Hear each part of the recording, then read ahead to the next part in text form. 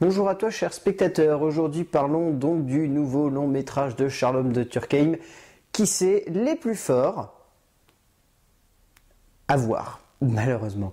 L'histoire, on va suivre celle de Samantha, Kim et Céline. Samantha et Kim sont sœurs et Céline c'est la meilleure amie de Samantha. Elles vivent tous les trois. Kim a des problèmes comportementaux qui font que Samantha a du mal à la garder chez elle, en sachant qu'en plus Samantha a perdu son emploi. Elle essaie d'en retrouver un. On suit Céline qui essaye de les aider. Enfin voilà, c'est simplement ça l'histoire et on va suivre Samantha essayer de garder Kim avec l'aide de Céline. Autant rester vague. Et en plus, il y a Dylan, le voisin de Samantha, qui est très amoureux de Samantha et qui essaie de la draguer. Restons simples pour le pitch de ce film parce que malheureusement il n'y a pas grand chose à se mettre sous la dent avec le nouveau long métrage de Charlotte de Turckheim. Parce que Charlotte de Turckheim n'a pas grand chose à nous raconter malheureusement. Charlotte de Turckheim, c'est une réalisatrice qui aime beaucoup s'attarder sur des portraits de femmes. Mais pas n'importe quelle femme, des femmes qui sont bien dans leur peau, des femmes qui sont fortes et des femmes qui sont courageuses. Et en ça, il n'y a rien de plus louable. Tout simplement. C'est très beau de la part de Charlotte de Turckheim de vouloir nous livrer des portraits de femmes comme ça. Elle y arrive dans un sens avec ses longs métrages. Elle livre des portraits de femmes qui sont fortes. Mais elle livre des portraits de femmes aussi qui vivent dans un monde qui ne les aime pas. Et ça, c'est un autre problème. Et là, typiquement, avec Qui c'est les plus forts, et bien justement, ce titre, on se demande qui c'est les plus forts. Parce qu'évidemment, qui c'est les plus forts, évidemment, c'est les Verts. Saint-Étienne en arrière-plan, c'est très beau, mais au-delà de ça, on a évidemment envie de ressortir avec ce film en se disant qui c'est les plus forts, évidemment, c'est les protagonistes. Et étrangement, on n'en ressort pas forcément comme ça, quoi. On a plus la sensation de se dire, qui c'est les plus forts, c'est les autres, parce que nos personnages principaux, ils galèrent à mort, et ils s'en sortent tout juste comme ça, quoi. Et au-delà de ça, on peut rentrer tout de suite dedans. Donc à la base, ça s'inspire d'une pièce de Clément Koch, qui s'appelle Sunderland. Clément Koch a co-signé le scénario avec Charlotte de Turckheim. Ce scénario est beaucoup trop long. Pour la simple et bonne raison que le film dure 1h43, il y a facilement 20 minutes à enlever dans ce film. Parce que on nous vend le film comme une comédie. Au-delà de ça, on pourrait presque définir le film comme une comédie sentimentale ou un drame.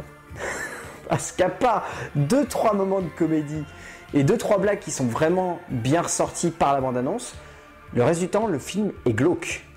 Et il y a des moments qui sont vraiment très glauques. Et au-delà de ça, il y a une idéologie qui semble se dégager de ce film qui est assez étrange.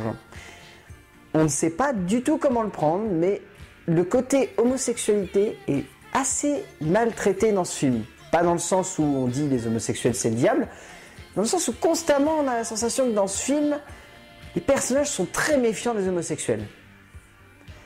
Mais pas dans le genre méfiant, genre qu'est-ce que c'est que l'homosexualité, c'est quoi ce truc? C'est simplement dans le sens, on n'aime pas trop les homosexuels chez nous. C'est assez glauque, et il y a des moments où on se sent vraiment pas bien pour ça. Et on sait pas trop qu'est-ce que Koch et Turckheim veulent faire sortir de cette idéologie-là. C'est assez perturbant. Très très clairement, c'est vraiment perturbant. Il y a des moments où on se demande vraiment qu'est-ce qui doit se dégager de l'idéologie qu'on doit comprendre derrière tout ça, et on ne sait pas trop. Et au-delà de ça, tout simplement, les retournements de situation qui arrivent aux personnages mettent énormément de temps à arriver. Ça fait qu'entre ça et un autre événement, on a plein de dialogues qui sont très explicatifs, qui sont très didactiques, qui sont très théâtraux. On sent vraiment que ça vient d'une pièce de théâtre parce que c'est très laborieux à amener comme situation.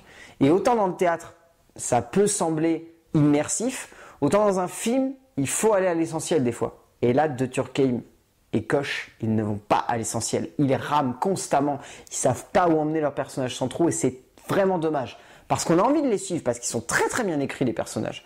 Les personnages sont, sur le papier, vraiment prenants, vraiment subtils, vraiment élégants. Ils ont vraiment quelque chose, le personnage de Samantha. Elle a ce petit côté très combattant, très dynamique, très courageux face à la vie. Céline, pareil, le personnage est très drôle dans son écriture. Dylan aussi, cette espèce de grand romantique incapable de séduire, ça a quelque chose de touchant. Et Kim, bien au-delà de ce qu'on peut penser, c'est elle le personnage central du film. Ses problèmes, ils vont se résoudre au fil de la trame narrative et c'est vraiment elle qui est au centre de tout. Et étrangement, on n'arrive pas assez à ressentir cette émotion-là qui devrait se dégager face à ces personnages-là. Et avec ça, il y a la mise en scène de Turkheim, qui est, on pourrait le dire, classique. Pas forcément dans le sens où il n'y a rien qui ressort, mais dans le sens où elle entretient des rapports, que ce soit scénographiques ou au niveau du cadre, avec ces personnages qui sont très simplistes. Il n'y a jamais la petite étincelle émotionnelle de plus qui devrait se dégager de la pellicule, ou en tout cas de l'image, qui se dégage. On la ressent pas. Il y a de nombreuses scènes qui devraient être des scènes très dures émotionnellement, très fortes, notamment des scènes par exemple entre Kim et sa mère, qui sont très fortes grâce à notamment un twist de film qu'on apprend un petit peu par la suite, qui devraient être touchantes, qui devraient être émouvantes. Et malheureusement, elle ne gagne pas dans cet impact-là. Et même après avoir eu la révélation qui en plus devrait être une scène émotionnelle très forte, on ne la ressent pas cette émotion. Et on la ressent quasiment jamais. Il y a 2-3 scènes qui sont vraiment émouvantes, mais ça vient plus des personnages secondaires que des personnages de Kim et Samantha qui sont vraiment au centre du film. Et c'est assez décevant de ce point de vue-là parce qu'on sent que Turkheim avait envie de développer cette idée-là, de développer cette envie-là auprès de ses personnages et que ça vient pas. Et c'est vraiment dommage. Parce que de ce point de vue-là, ça aurait pu donner quelque chose de vraiment passionnant et de vraiment palpitant. Et ça décolle jamais, malheureusement. Et voilà, constamment le long métrage essaye de se rechercher émotionnellement, de se rechercher sentimentalement et de même se rechercher au niveau du genre. Parce que là, on peut le réévoquer, mais le genre n'est pas défini dans ce film. Au début, on commence sur une vraie bonne comédie, et rapidement, on vire au drame, mais vraiment glauque. Il y a des scènes où on sent que Turkheim veut nous faire rire, mais on peut pas, parce que c'est pas drôle. Parce que c'est noir, parce que ces personnages-là vivent dans un monde qui est noir, vivent dans un monde qui ne veut pas d'eux. Et c'est ça qui est vraiment frustrant, c'est que tout au long de ce film, on a la sensation que le monde qui les entoure ne veut pas d'eux. Et c'est vraiment perturbant. Le casting est assez hétéroclite parce qu'il y a des interprétations qui sont vraiment très très bonnes et il y a des interprétations qui sont vraiment trop justes. Les interprétations trop justes, c'est celle de Charlotte Turkheim, qui est clairement outrancière dans son jeu et ça ne marche pas. Alice Paul, qui n'a pas la subtilité et l'élégance qui aurait pu amener ce personnage-là à devenir vraiment impressionnant. Il y a une scène où elle se met à parler toute seule parce qu'elle vient de perdre Kim, où il n'y a aucune émotion qui se dégage de son jeu parce qu'elle en fait trop. Et c'est vraiment dommage, parce que cette scène-là aurait pu être très forte. Et par contre, il y a des acteurs qui sont vraiment très très bons. On peut rapidement évoquer le casting secondaire, notamment le groupe des Pinks, les Pop-Pom Girls. Les actrices jouent pas très très bien. C'est vraiment limite. Il y a vraiment des séquences où on a l'impression qu'elles se forcent et c'est pas très très joli. Par contre, au niveau des très bonnes interprétations, on a vraiment 3 acteurs qui se dégagent de ça. Anne Le Marchand, qui joue la petite Kim, qui est superbe, qu'on avait déjà vu dans Papa ou Maman.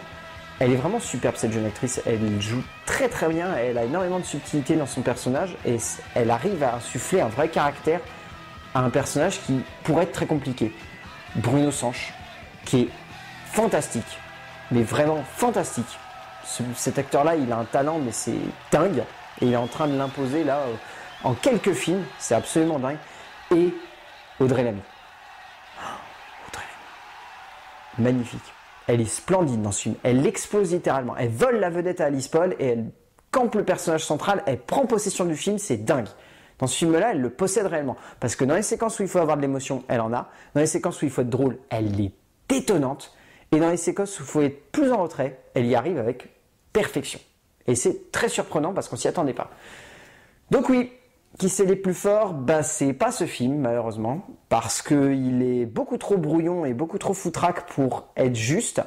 Même si on sent qu'il y a des idées, même si on sent que Turkheim veut montrer des femmes fortes et qu'elle y arrive dans un sens, il n'y a pas assez de force, d'émotion et de subtilité qui se dégage de ce film pour le rendre vraiment à part. Et malheureusement, c'est ça qu'on aurait eu envie. On aurait eu envie que ce film soit à part. Et malheureusement, qui c'est le plus fort de Charlotte Turkheim n'est pas à part et tombe dans le lot des comédies qui se foirent et qui tombent dans le sentimentalisme grossier, malheureusement. Donc ouais, ce n'est pas forcément le film à voir en salle absolument en ce moment. Dommage. À plus!